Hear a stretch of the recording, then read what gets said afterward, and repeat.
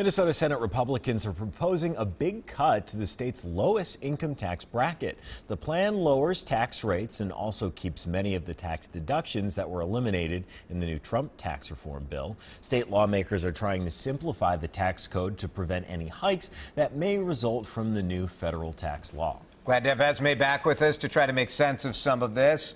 I love the emoji graphic. My kids were not happy. They're like, they're just trying to appeal to the young people. Right. But they're trying to make sense of some of this stuff. The problem is the old people, the parents, all of us who pay taxes, 800,000 Minnesotans are looking at a tax increase because of the changes in federal law. The legislature has got to clean this up. The House bill actually results in a slight increase for some people that would stay in place. The Senate apparently is lowering it just for everybody. Bottom line, they've got to fix this, and it will happen. I'd put money on this one. They're not going to let Minnesotans pay more taxes as a result of the federal tax cut bill. This one they will get done before May 21st. They're all running for re-election. Yes. Imagine if they the House is all the House. Yeah, Minnesota House is running for re-election. Absolutely. Let's talk Trump for a minute. This caught my attention this morning.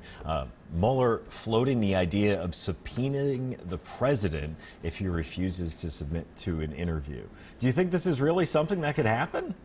And I know the president, very active on Twitter, once again saying it's a witch hunt. The problem is this is a witch hunt with teeth. There are 4 of the president's associates, close associates, his former campaign manager, who have been indicted.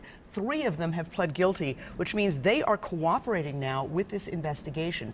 The president has said, hey, I'm dying to be interviewed. Please interview me. His lawyers are saying, no, we don't want that. And if he is not interviewed, Robert Mueller, apparently, according to this leak, is saying he's going to subpoena the president. And you lie under oath or you lie to a law enforcement officer. Well, that's what gets people. It's a felony. Right? Yeah, here's what the president tweeted, Esme alluded to it. There was no collusion. It is a hoax. There is no obstruction of justice. That is a setup and a trap. What there is negotiations going on with North Korea over nuclear war, negotiations going on with China over trade deficits, NAFTA, and much more. Calls it a witch hunt once again.